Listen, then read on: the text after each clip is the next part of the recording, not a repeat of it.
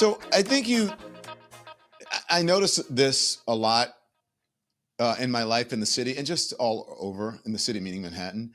And there's this strange thing that says, or at least this consensus from some people, that the left is normalizing anti-Semitism. The left isn't normalizing anti-Semitism. The GOP is. You have to pay attention. The panic that is aimed at the left is aimed at the wrong people, and it's letting the real threat grow in plain sight. So it's got to be exhausting to live as an Upper East Side wine mom these days. I mean, if you forever perched on the edge of a stemless glass, waiting for the next progressive to trigger a neighborhood-wide feigning spell. Just being honest. The latest panic attack concerns who else? Zoran Mamdani, a leftist politician whose name now functions as a kind of Rorschach blot for affluent anxieties about crime, Israel, and the collapse of the social order as they imagine it. Scroll through Facebook, and you'll find a crescendo of keyboard clatter that reads like the Book of Lamentations filtered through Sauvignon Blanc. The left is anti-Semitic. The squad wants pogroms.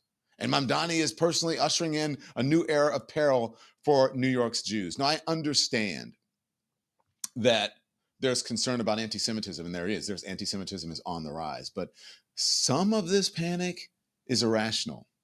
Because meanwhile, quietly and with far less Chardonnay thrown in the air, the Republican Party is embracing actual, literal Nazis. Not metaphorical Nazis, not problematic campus leftists with regrettable slogans. No, the GOP is elevating people who celebrate fascist aesthetics, praise Hitler, use explicit racial slurs, and participate in group chats that read like the collected work of a Discord channel moderated by Heinrich Himmler. And yet this registers among the Upper East Side social media Cassandras with all the urgency of a stray fruit fly at Eli Zabar's cheese counter. Just this week, Democratic Senator Jackie Rosen placed a hold on the nomination of Admiral Kevin Lunday to serve as a Coast Guard commandant after the service appeared to backtrack on a vow to relist swastikas and nooses as extremist imagery. Now, yes, you read that right. The United States Coast Guard now believes that swastikas and nooses are not hate symbols, but merely potentially divisive? Where's the moral panic about that? Potentially?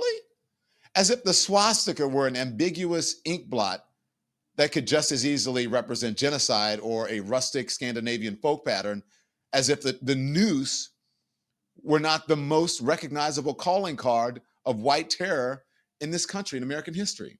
I mean, we have reached the bureaucratic stage of fascism where emblems of bigotry are polished into polite ambiguity. Somewhere, an admiral is probably workshopping language to reclassify the Confederate flag as a contested but meaningful topographical accent. While the Coast Guard plays semantic footsies with fascism, the Republican Party is doing its own kind of normalization.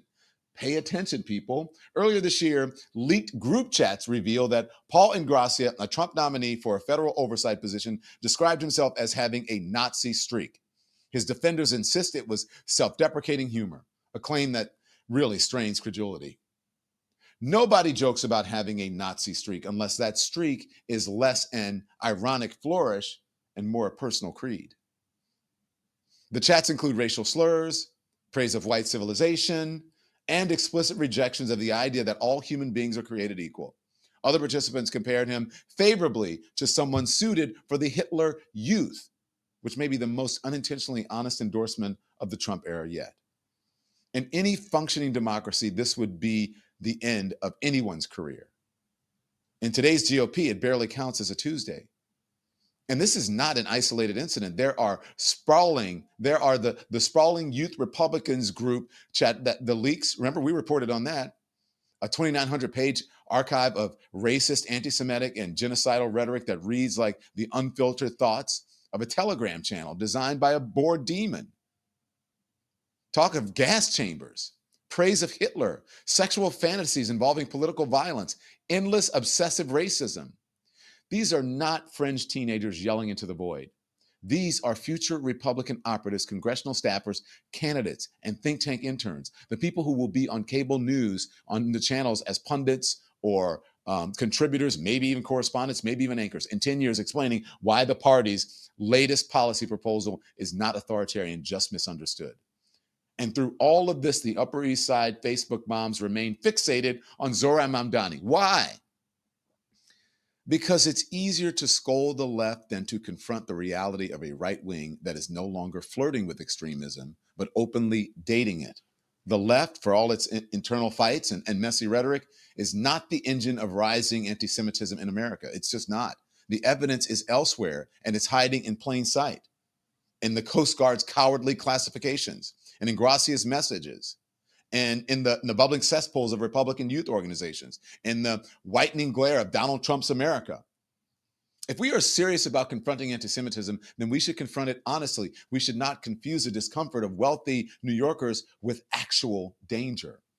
And we should not pretend that Nazis are merely divisive.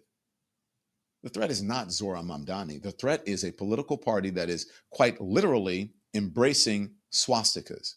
And the wine moms should put down their glasses and pay attention. Thanks so much for watching, everybody. Your support means the world to us. Don't forget to hit that like button and subscribe so you never miss a show. We're live every weekday at 10 a.m. and 5 p.m. Eastern Time with new clips dropping at 2 p. and 8 p. And if you want even more Don Lemon Show content, join the Lemon community. Members get exclusive posts, behind-the-scenes videos, and live chats just for you. So hit the join button or visit our channel page to sign up. Thanks again for all your love and your support, and I'll see you next time.